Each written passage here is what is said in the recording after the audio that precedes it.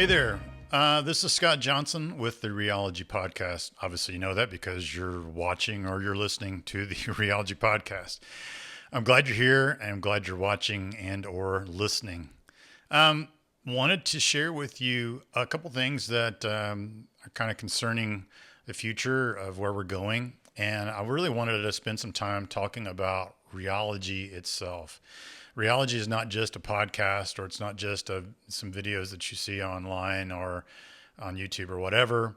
Rheology is actually a nonprofit organization. And this nonprofit organization exists primarily to help people, number one, navigate the season of life that we kind of tend to call faith deconstruction or faith reconstruction or whatever you want to call that. Help navigate the questioning that Christians have, and to help them get through that, to help educate them on how God actually works with us, what this partnership is supposed to look like.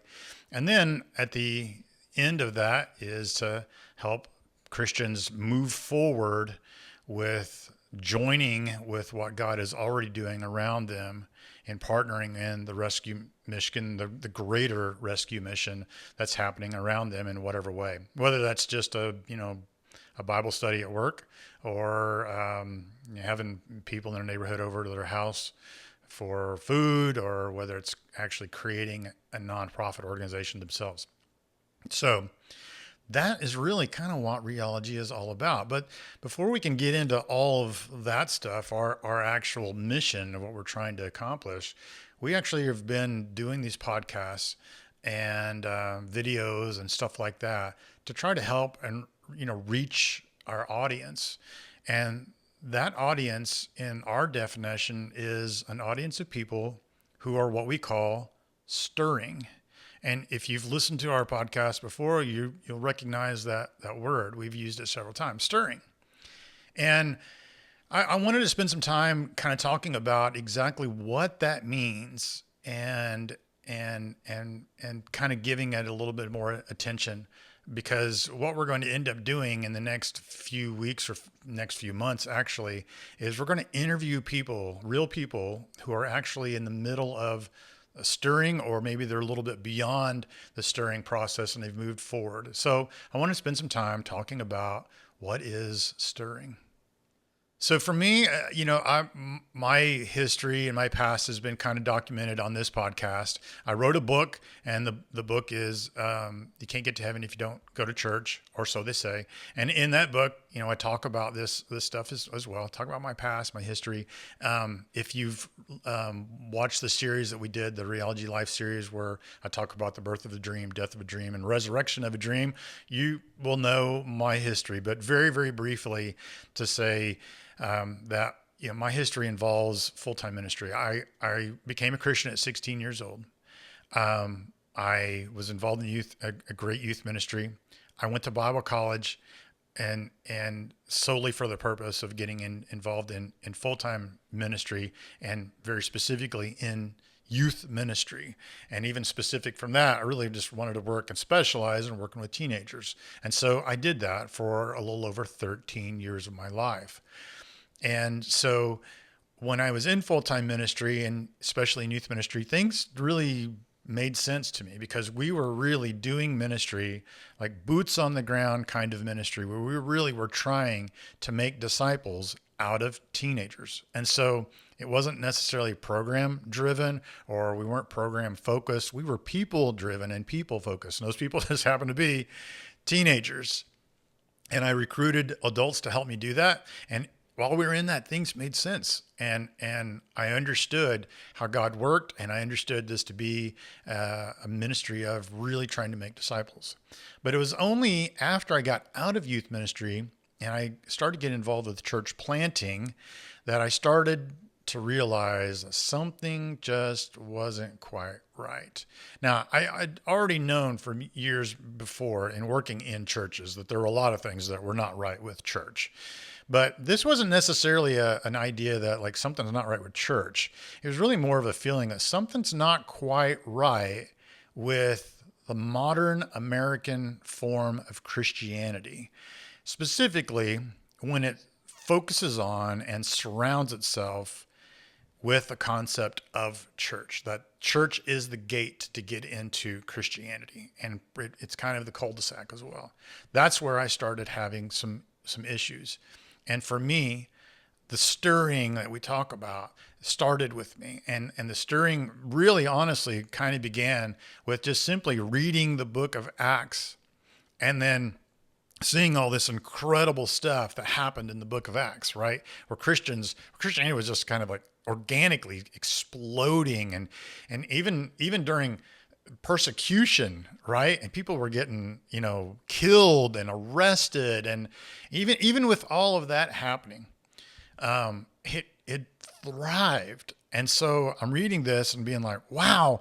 And I kind of look around the world and go, where did that go? What happened? And now everything kind of went from an organic movement really to like an organization, and all these little things that happened inside the organization, whether they were good or bad or difficult, or maybe we need to tweak this or tweak that or fix this. Church planning really became something for me that it really looked like all we were trying to do is change the clothes of this model. We're trying to decorate it a little bit. And for me, I realized very quickly we really weren't going to spend a whole lot of time trying to make disciples. And so for me, that's when my stirring really, really started. So fast forward, a few years, I actually got out of the ministry back in 2011, the very end of November 2011, I got out of the ministry. And for a whole year in 2012, I worked in a friend's warehouse, driving a forklift, right? And helping organize the warehouse and the inventory and stuff like that. And I started having some real serious conversations, as you could probably imagine, of like, where am I? How did I get here? And what am I doing? And this is where I started taking some deeper dives into the stirring, where I actually started questioning and started seeking answers to the questions. I really started to investigate. And along with a friend of mine, my friend Darren, we would get together like every week or every other week, and we'd have lunch and we would sit and talk through all these things. And we, no holds barred, we really kind of started talking about, more than just church, but we started really kind of focusing in on this New Testament idea that Jesus brought about. In the Greek, it's called ecclesia. And you may have already heard me talk about this, and I won't go into detail about it, but ecclesia, when I started really focusing on this kind of older ancient concept that Jesus talked about, ecclesia, Greek concept, I really wanted to investigate what that was. I didn't really care that we had called it church or that we said that it's church or whatever. I didn't really care. I wanted to go back to the source. And so I started investigating.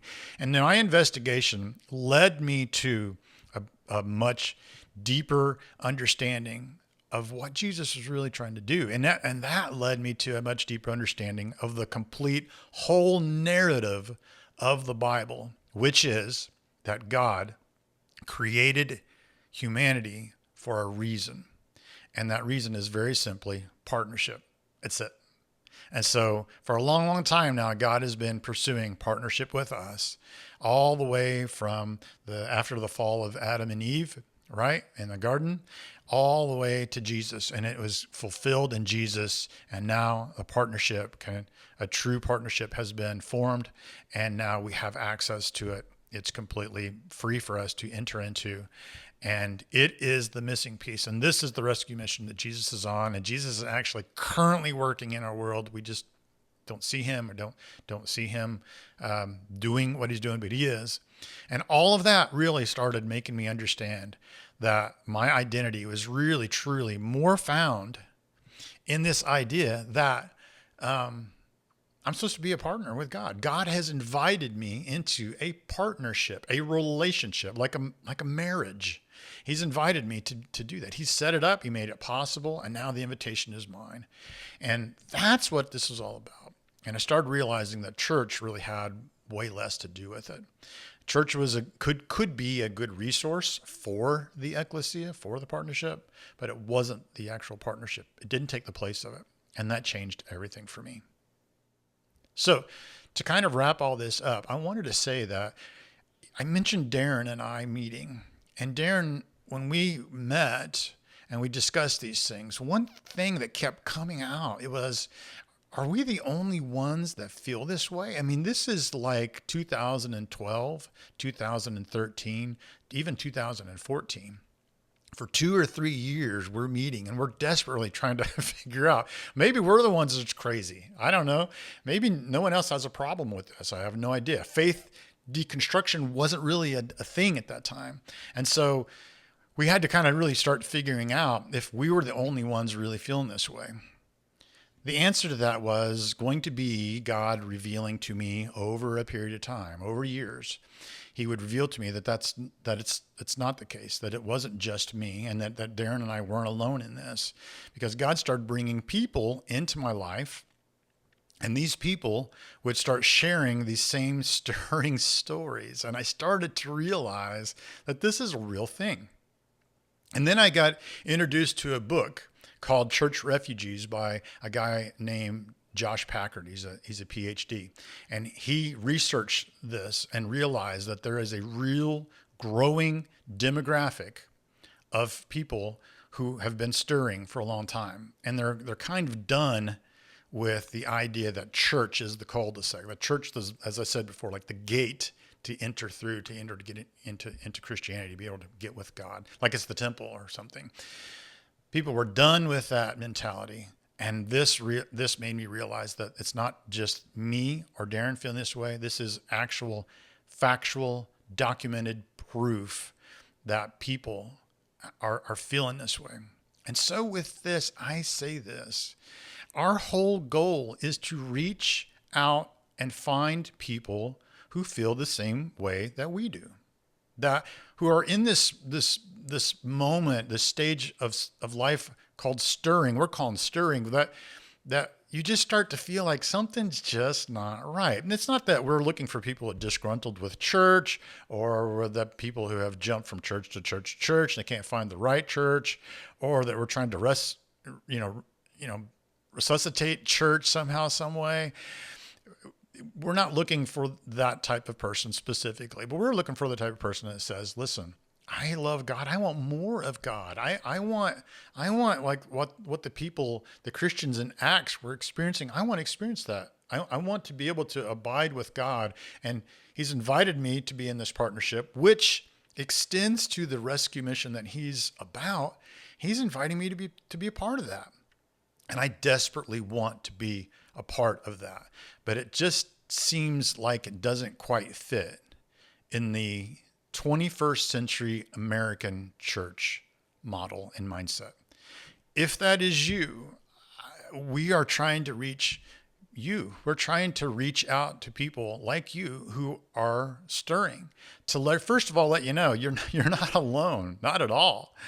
And also to help, kind of partner with you to help you navigate through what can be a real confusing situation and a real confusing time. And so we want to partner with you. We want to help you. We want to teach you what we've learned, and we want to help you come to a point where you see where God is specifically inviting you to join Him, and giving you the tools to equip you to go and do whatever He's inviting you to do. So I hope that clarifies some things. As I said, we're going to spend a lot of time interviewing people, real people who've been stirring, and it may be just like you. I try to say this at the end of every podcast episode, and our producer Brandon does the intros and extras now, and he says this on the extra. He tries to tell through the extra real quickly who we are and what we're about, and ways that you can join in with us as well and partner with us. And you can do that obviously through the website, which is reologylife.com. And there's a contact form there. You can comment. If you're on YouTube, you can comment from this video. If you're listening on podcasts, reach out through the website, Or you can, follow us on Instagram, which is rheology_life, and send us a message. Get in contact with us because we would love to hear, number one, your stirring story. And we'd love to be able to see if we can help in helping you navigate through the stirring stage and on to, actually accepting Jesus's invitation into what he's already doing. So thanks for your time and hope to see you soon.